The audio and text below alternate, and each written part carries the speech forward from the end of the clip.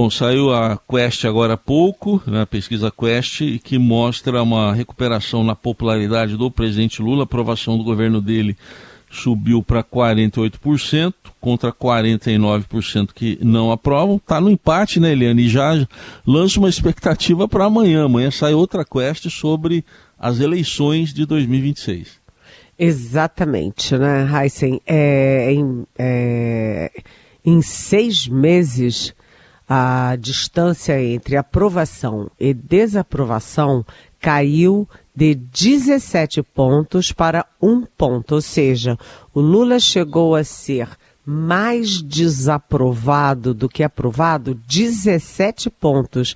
E agora está ali pertinho, 48 de aprovação e 49 de desaprovação. Ou seja, a tendência é que na próxima pesquisa você já tenha um cruzamento e que o Lula tenha uma popularidade maior do que a desaprovação, a aprovação maior do que a desaprovação. Quando a gente olha a tendência da aprovação e a tendência da desaprovação, o gráfico que vem lá de 2023, é muito interessante porque o Lula chegou a ter 60% de aprovação contra 35% de desaprovação em agosto de 2023. Ou seja, ele estava super popular. Aí veio caindo,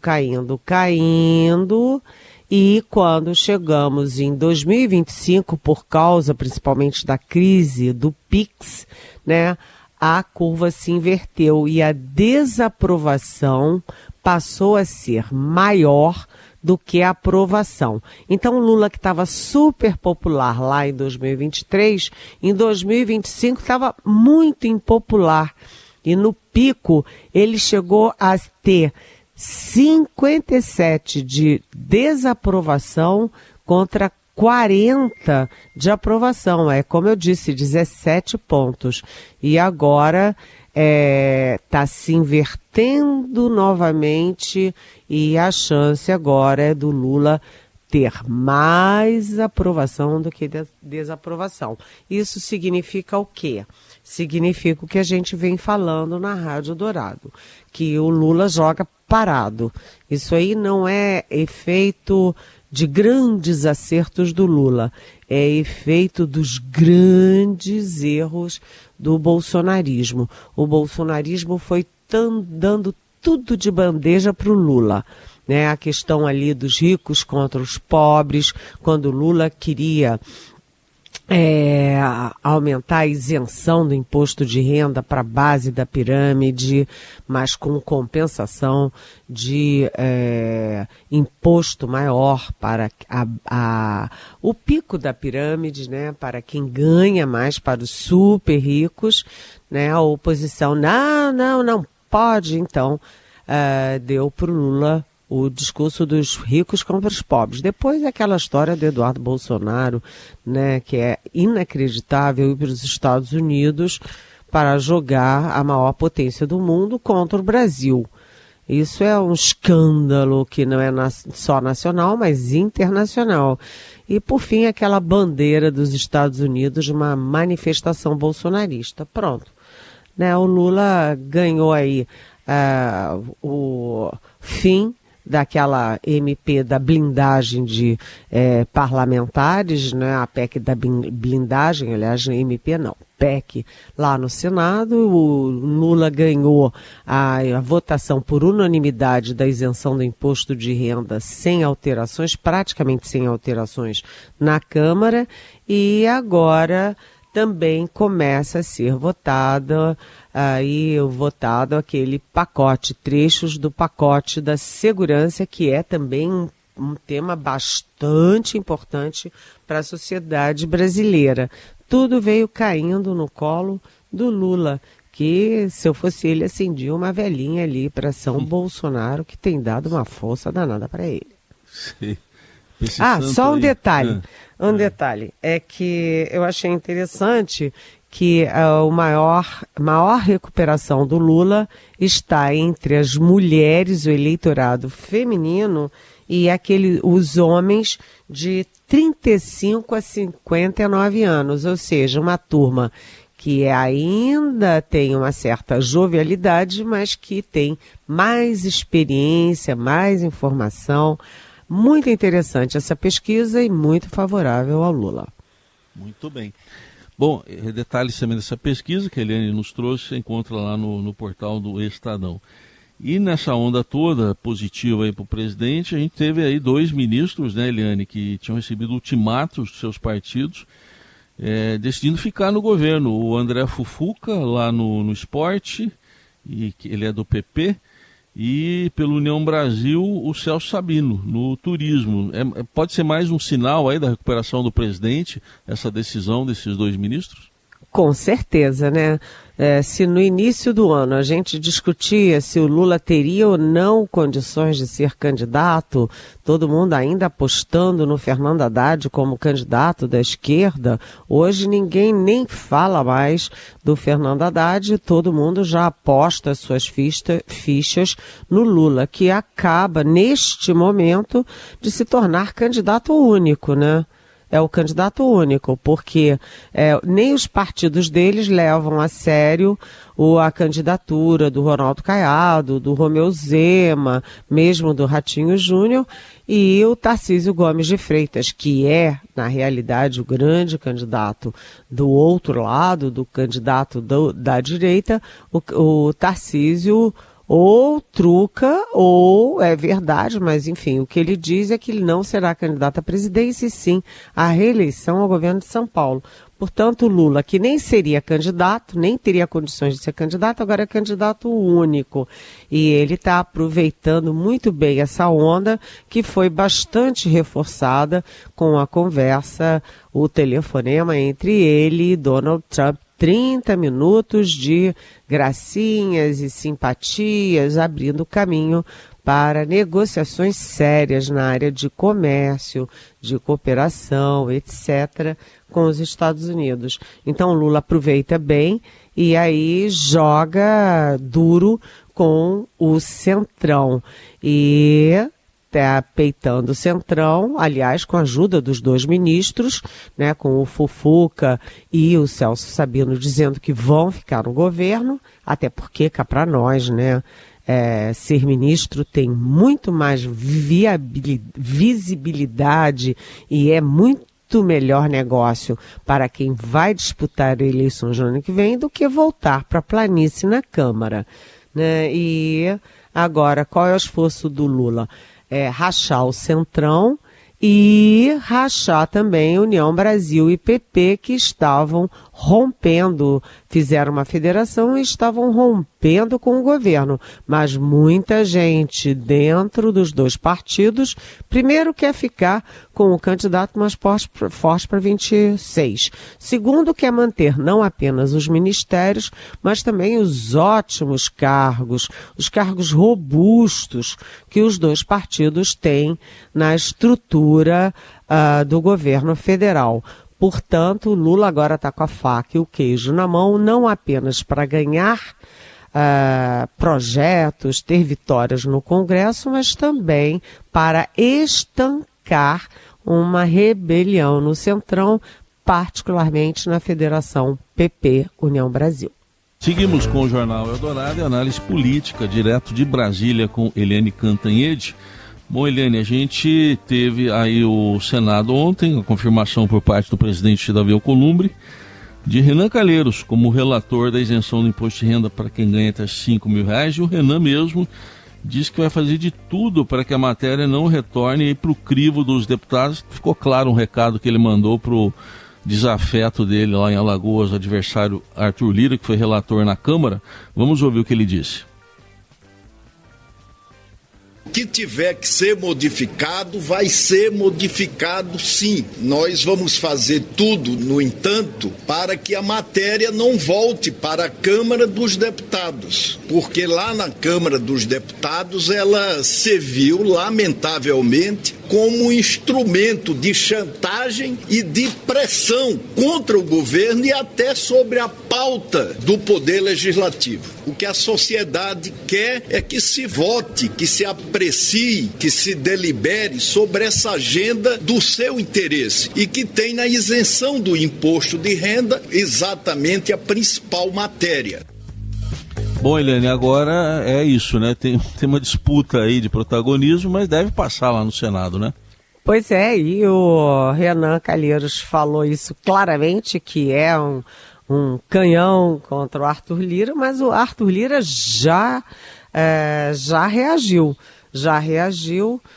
com uma certa sobriedade, dizendo que, olha, espero que lá no Senado não se faça politicagem com o IR.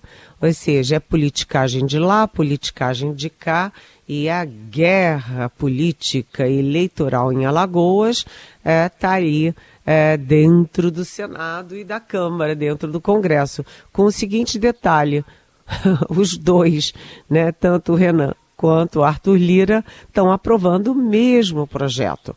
Né? Nenhum dos dois prejudicou o projeto, muito pelo contrário. O Arthur Lira manteve basicamente o texto do governo, com isenção até R$5.000, aí manteve também aquela proposta da gradação até 7.350, e com a compensação dos mais ricos, e é exatamente a proposta que o Renan Calheiros apoiou, aprovou a toque de caixa no Senado e mandou para a Câmara para pressionar a Câmara.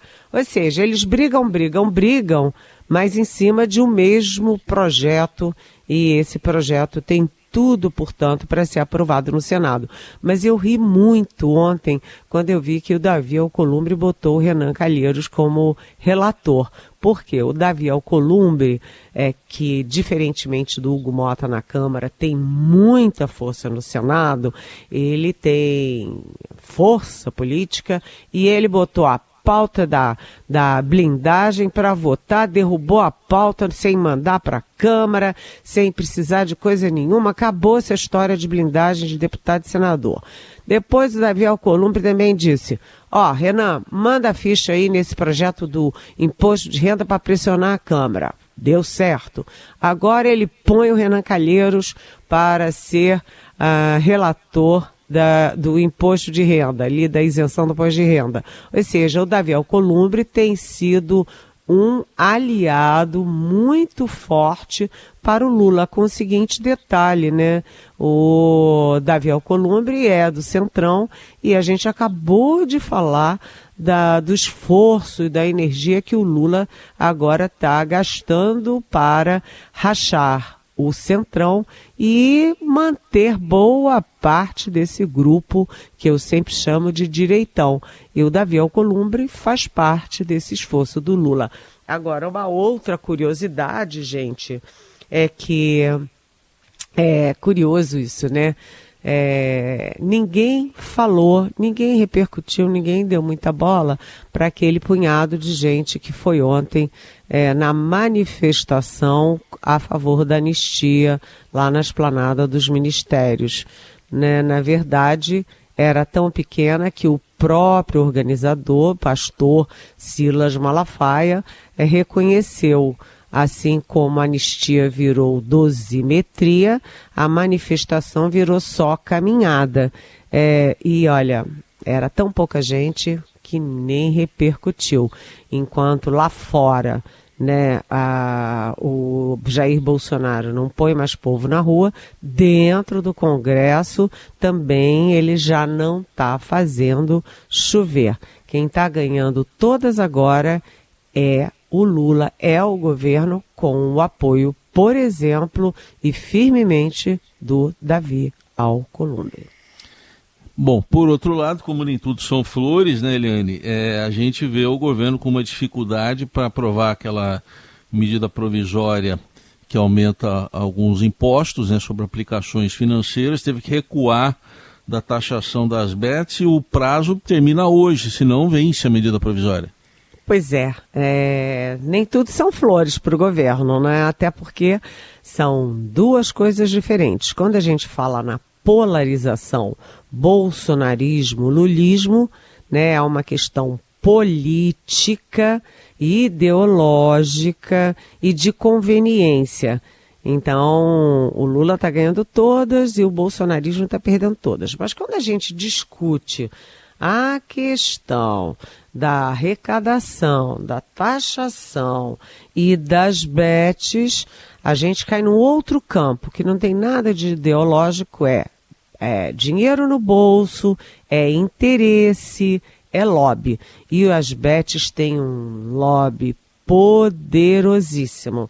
Então, o que aconteceu ontem na comissão de orçamento da Câmara dos Deputados? Eles conseguiram aprovar com um único voto de diferença, apertadíssimo, o projeto de aumento de arrecadação, mas sem aumentar a taxação das bets, e era uma taxação tão pequena, sabe? Não sei por que fazer essa guerra toda. Era um aumento de taxação das bets, deixa eu ver, de 17,5 para 18. Não estou conseguindo achar aqui nas minhas anotações, mas era um aumento ali, a taxação das bets, e o lobby foi mais forte do que o governo e do que o Lula e caiu fora do projeto.